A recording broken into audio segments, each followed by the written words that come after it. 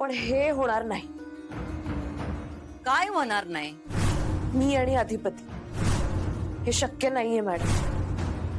नाही तुला गुडघ्यावर आणली तर आमचं नाव भुवनेश्वरी नाही. मला खरंच अधिपतींशी लग्न करायचंय. मी जे बोलतेय ते सगळं मनापासून बोलतेय, खरंच. तुम्हाला विनंती करते, मला तुमच्या घरची सून करून घ्या.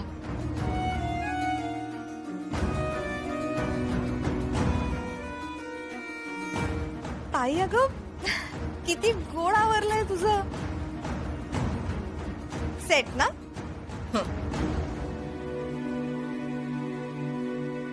मी तुम्हाला जीजू म्हणते आता. माझ्या बहिणीचा नवरा आहात ना तुम्ही. हो पण आमच्याकडे दाजी म्हणते तू. दाजी? अहो दाजी थोडस असं वेगळं वाटतं ना. गोड वाटते की त्याला काय. पण मी तुम्हाला जीजू म्हणलं तर चालेल का? आता तुमची मर्जी, पण आम्हाला विचारशील तर दाजीच. ठीक आहे दाजी. म्हणजे जीजू नाही दाजी. ऐका दाजी बा, ऐका दाजी बा, ऐका दाजी बा. दाजी बा. फनी.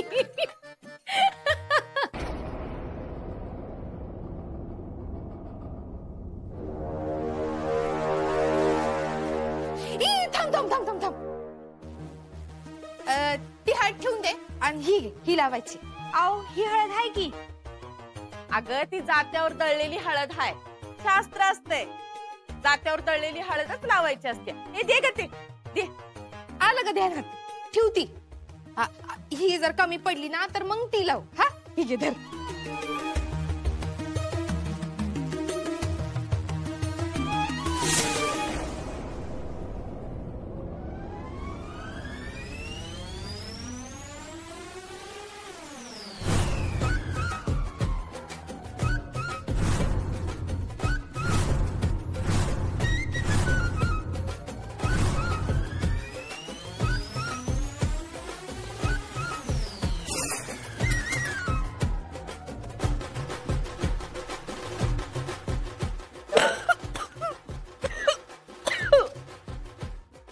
बापरे, ही हळद तर सांडली.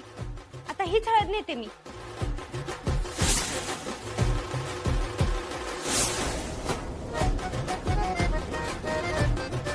अरे मेलिया, तुला दिसत नाही काय? हसतोस काय? तुला बघते.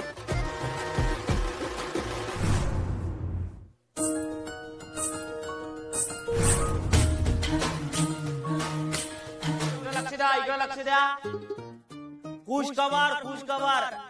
आज इथे आमचं धाकलं सरकार आणि वहिनी साहेबांच्या हळदीचा कार्यक्रम आहे. टाळ्या. तेव्हा सगळ्यांनी होलसेल मध्ये हळद लावायची, कारण आपल्या इथं होलसेल मध्ये हळद आहे. टाळ्या.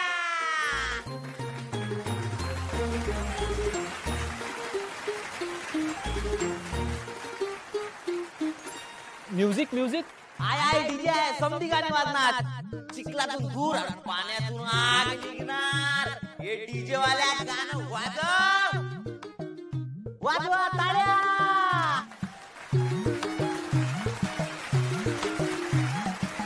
अरे पण नवरा नवरी कुठे आहेत? नवरा नवरी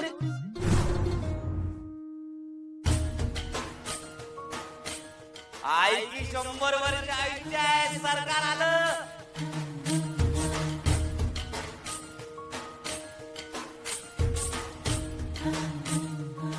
वहिनी साहेब पण आल्या.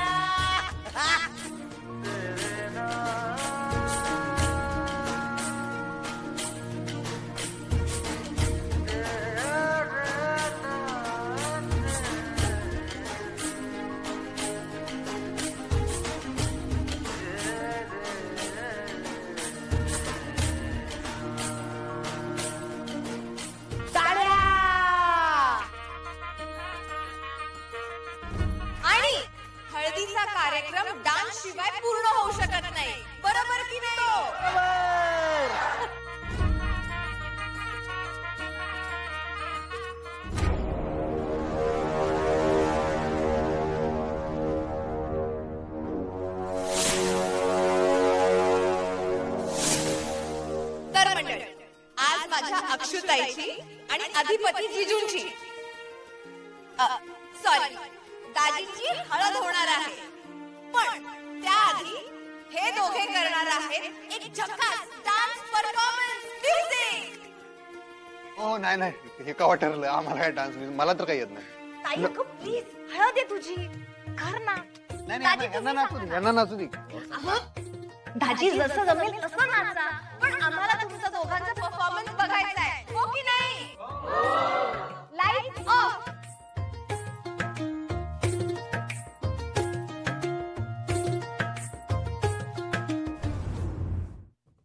ताई आजचा हळदीचा इव्हेंट काय भारी झाला ना, एकदम राजेशाही. तुला खरं सांगू, तू अधिपतींची लग्न करतेस ना, खूप छान वाटते मला. आणि तसंही एवढं रॉयल वेडिंग आपल्याला कधी पाहिलं तरी मिळणार आहे का? इरा, हा ऐक ना, निखिल आणि त्याच्या आईबाबांची भुवनेश्वरी मॅडमची काही ओळख आहे का?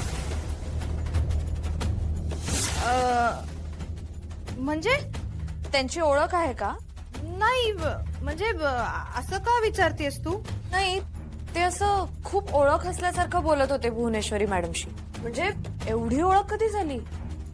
अगं हा तुझ्या साखरपुड्यात नाही का ताई? ते ज्या पद्धतीने बोलत होते त्यावरून असं वाटत होतं की खूप जुनी ओळख आहे.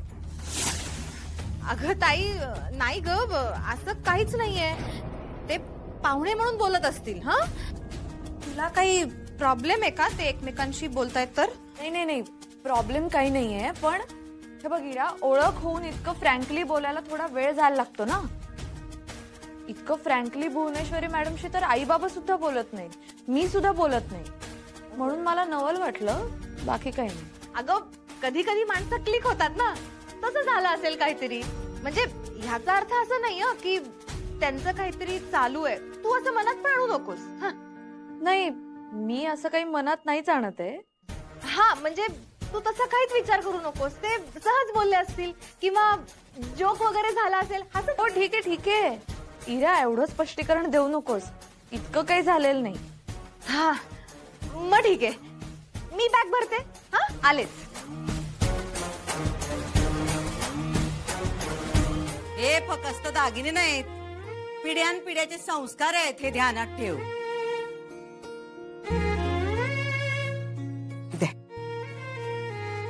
बरं चला आटपा आता लवकर, ईदी सुरू होतील. हो हो आवडतो आवडतो. या आणि हे बाशिंग बी बांधून घ्या. चल.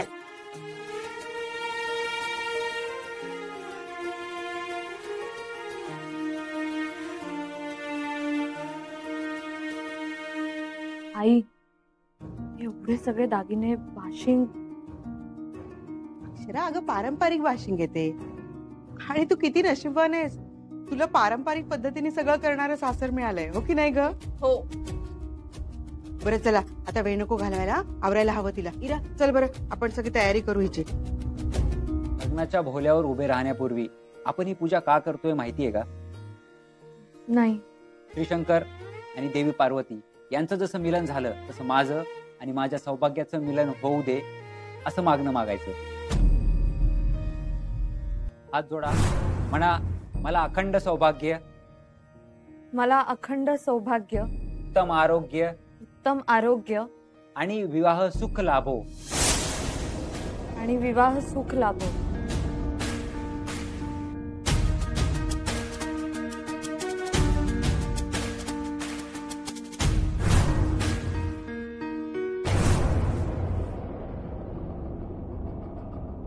देवी, तुला माहितीये ना, मी हे लग्न इराच्या प्रेग्नन्सीमुळे करते. माझं लग्न झालं नसतं तर इराचं लग्न झालं नसतं, आणि आत्ता तिचं लग्न लांबवलं असतं तर सगळ्यांची बदनामी झाली असती. इरूकडून चूकच झाली, पण मोठी बहीण म्हणून ती चूक मला निस्तरावी लागली. देवी, हे लग्न मी स्वेच्छेने करत नाहीये, कारण माझ्यासाठी शिक्षण किती महत्वाचं हे तुला माहितीये. लग्न तर एका घटकेचं, पण कमी शिकलेल्या आणि शिक्षणाची आस नसलेल्या माणसाबरोबर आयुष्य कसं काढायचं हे खरं चॅलेंज आहे. मला शक्ती दे देवी.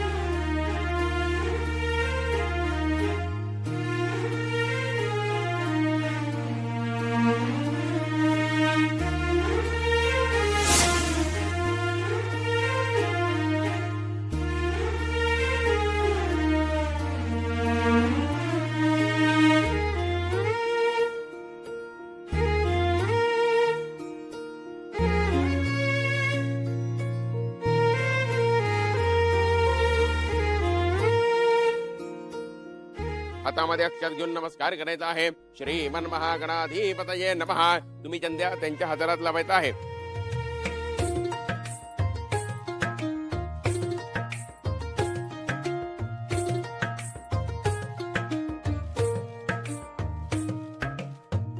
श्री लक्ष्मी नारायण देवताभ्यो नमः.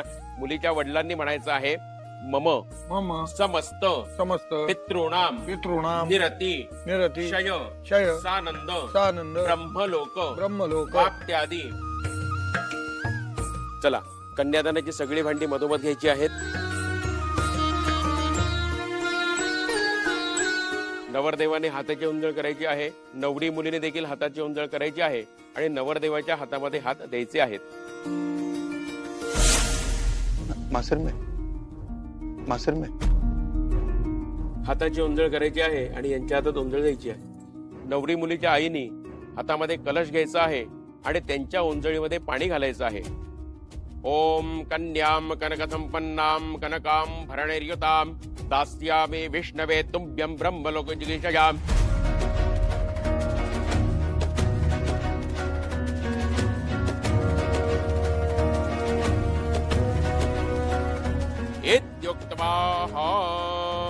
नवरदेवाने आणि नवरी मुलीने हातामध्ये अक्षता घ्यायच्या आहेत.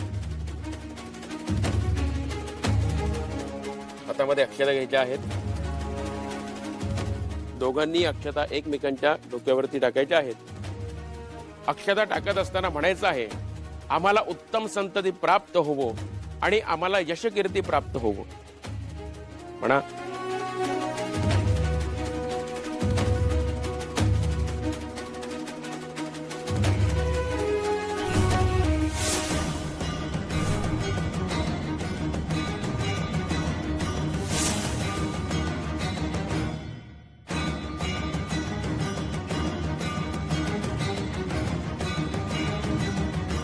अक्षू अक्षरा अक्षदा टाक आणि म्हण. काय गुरुजींनी सांगितलं ना आता. माझ्या बी काही एवढं लक्षात राहिलं नाही. काय काय म्हणला तुम्ही सगळं. आमचा संसार सुखाचा होवो, आम्हाला उत्तम संतती प्राप्त होवो आणि आम्हाला यशकीर्ती प्राप्त होवो. म्हणा.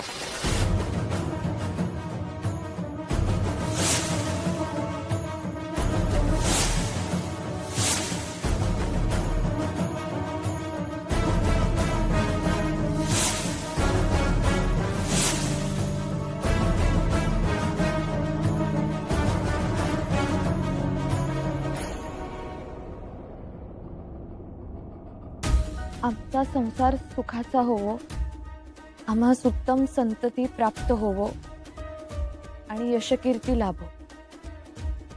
तुम्ही म्हणायचंय मम मम. नवरी मुलीच्या वडिलांनी म्हणायचं आहे धर्म पालन करण्यासाठी धर्माचं पालन करण्यासाठी आणि उत्तम संतती प्राप्त करण्यासाठी आणि उत्तम संतती प्राप्त करण्यासाठी आमची मुलगी आम्ही तुमच्या गोत्रामध्ये देत आहोत. माझी कन्या तुमच्या गोत्रात देत आहे. वधूच्या आईने म्हणायचं आहे आमची लक्ष्मीरूपी कन्या माझी लक्ष्मीरूपी कन्या सौभाग्यकांक्षिणी अक्षरा सौभाग्यकांक्षिणी अक्षरा मी अधिपती नावाच्या विष्णुरूपी वराला देत आहे तिचा त्यांनी स्वीकार करावा. तिचा स्वीकार करावा. तुम्ही म्हणायचंय मला हे मान्य आहे. हे मला मान्य आहे.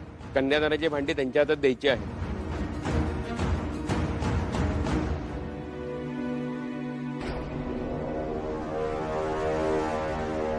आता मी मंगळसूत्राच्या विधीची तयारी करतो, तोपर्यंत तुम्ही या. तुम्ही विचारत होता ना हे लग्न करण्यामागे काय कारण आहे. लई वेळा विचारलं मी, पण तुम्ही काय सांगितलं नाही आणि आता काय सांगू नका तुम्ही, कारण आता त्याचं काय होणार नाही. आता ईदीसाठी बोलवा लागले. ते मंगळसूत्राचा ईदी आहे वाटतं. तुम्ही रडू नका. ते काय कारण नको मला. चला तुम्ही. पण मला सांगायचंय तुम्हाला कारण. म्हणजे असं काय सांगायचं. आमच्या आईसाहेबांचं काय कारस्थान आहे का याच्यामध्ये सांगा. अधिपती तुमच्या आईसाहेबांनी काही नाही केलंय. मग जे केलंय ते माझ्या सख्ख्या बहिणीनं केलंय.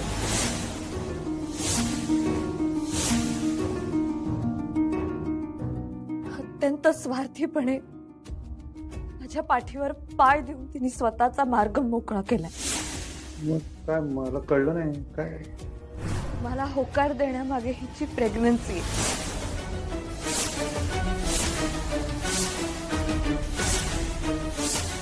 मूर्ख आहे मी खरंच. आपल्या बहिणीच्या अब्रू चव्हाट्यावर येऊ नये म्हणून हे मी माझ्या आई बाबांशी बोलले नाही. भुवनेश्वरी मॅडमना सांगितलं नाही, तुम्हालाही सांगितलं नाही, कुणाशी बोलले नाही. माझी तत्व मारली, मन मारलं आणि राहिले उभी बोलल्यावर. मोठ्या बहिणीचं लग्न मंडपात मोडलं, धाकटी बहीण लग्नाआधी गरोदर राहिली असं लोकांनी बोलायला नको म्हणून मी माझ्या स्वप्नांची, इच्छेची सगळ्याची आहुती दिली. आणि आता हे हसतायत माझ्यावर. मला मूर्ख बनवला याचा आनंद होतो यांना. पोटात नसलेल्या बाळाच्या अबॉर्शनचा प्लॅन करतायत. धडाधड खोटं बोलले माझ्याशी प्रेग्नन्सी बद्दल. ही प्रेग्नंट नाहीये अधिपती. मी तुम्हाला लग्नाला होकार द्यावा म्हणून एक घाणेरडं आणि जीवघेणं नाटक केलंय. म्हणजे हे गरोदर असल्याचं खोटं सांगितलं इराताई? अरे काय निखिल, आणि तुम्ही बहिणीची लाज जाऊ नये म्हणून मला काय सांगत नव्हतं? ते चुकलं माझं. थोड़ा ड्रामा और ये सारा हंगामा मिलेगा सिर्फ 1 पॉइंट पर, वो भी फ्री.